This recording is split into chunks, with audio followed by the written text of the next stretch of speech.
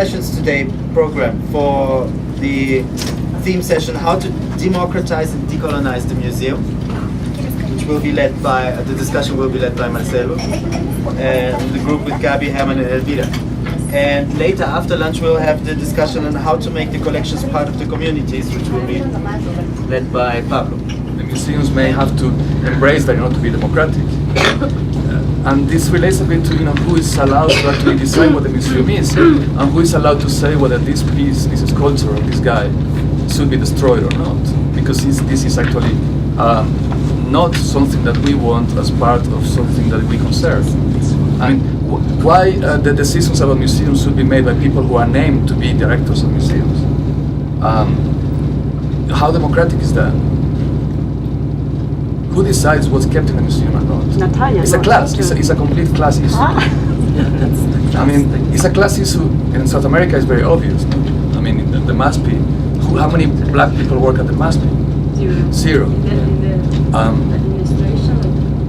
I mean, the people who clean, the security guys. So I mean, it's a class issue. In Europe, it's harder to see but I mean, it's also class issue. I understand what Pablo says, that who decides in a museum, but on the other hand, I think that we have to find a way not to somehow interpret this, that the museum should have some quotas and people in positions like so many white, so many black, because the problem is, what do these people do in the museum? Even if you think they're in a high position, we all have been to Tensta Konsthall, right, in Sweden, and this is a small Konsthall, just an example that comes in my mind, that it's in a very segregated quarter of, Sweden is very for Europe, extremely divided, so it's in this Tensta place where, it's only communities, let's say, living there, absolutely no white, and there is this contemporary art Kunsthalle, and that has been used by different directors in different ways. Currently it's being used in a very political correct way, but then again you go in and there is the ethnic restaurant, the representatives of the ethnicity in the door, maybe a little bit in the educational department. The program though has to do with ideas not curated by people, not from the community, not from the nations of the community, but ideas on how the, let's say, white, the people that they are curating or directing the Konsthall think about the community, which is even worse. I came to Hamburg as an assistant curator, and all the curators have been from Hamburg, and they're not even, and they've been to the same school, to the same high school, the Johanneum. I'm not joking. That's very special. Marion, I came to Munich, and all the curators studied in Munich. And they're all white middle class, and and we have to really change that. And we able to do that. Like it takes some time, because you cannot fire people because they're middle class and their parents have studied too. It's not a reason, and I don't want to do that. But for example, like there's only one person in the scientific staff whose parents have not studied. And so that's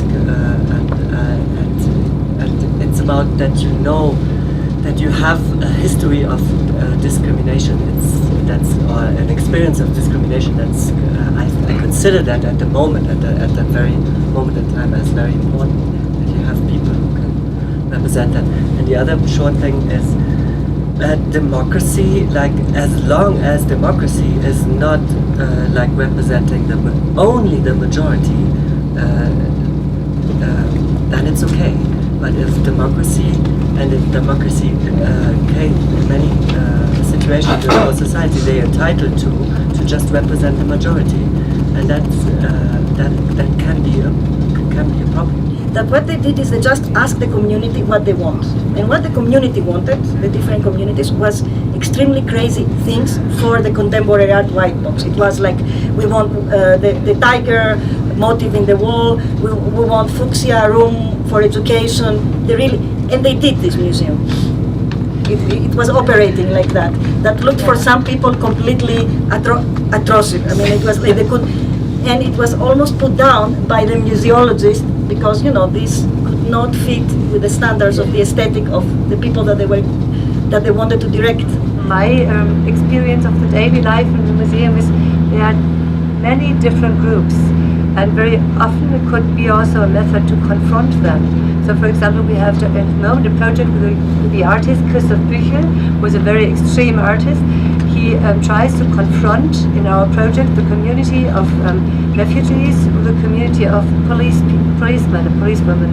So his aim is with our project to confront different communities which we have normally in our city and to do something. So that's, for example, a project with these police people and refugees and others. And how? So normally we have this situation. We have a museum and we have many communities, and they have different wishes, different. And this is very complicated. And I was really moved because we were doing a seminar on the histories of childhood, and then we had the students outside the museum protesting because they would not have the schools anymore. And of course, the schools are the place where they live. They spend most part of their lives in the school. Like they create a community in the school. They have relations of affection, of friendship, etc. And then from that movement, they started a few weeks later to occupy the schools. And then it was almost 100 schools that were occupied during this period. But they were not anymore just protesting the closure of the schools, because they started to rethink how the school could be. What they could learn, the disciplines, the way they organize the furniture in the classroom. It was really intense movement, and I think that all the artistic community, the artists, we had the visual artists, but also singers, composers, chefs were really involved with the occupation. And for me, since the beginning was, okay, if we understood this museum as a school or in its educational role, how we can, and if the schools are rethinking themselves, so how can the museum rethink itself? I think that this is a fascinating idea of a museum that asks itself, how can we decolonize the museum, right? It can start by realizing that we think that we can decolonize without decolonizing ourselves. If you've been to Cape Town, you know Cape Town or South Africa, but more especially Cape Town. You kind of walk through this history, so you still see the apartheid architects riding horses in statues, and there's another statue of Rhodes in the company gardens.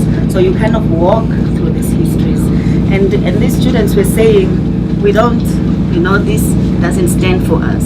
And if we really think about museums as local places, what people are fighting for is for museums to be local, to decolonize the museums. And of course, doing this is not very easy. We traveled around a lot. We have been in Brazil when we met the first time, and there are many other examples. When you go to Cape Ronly, for example.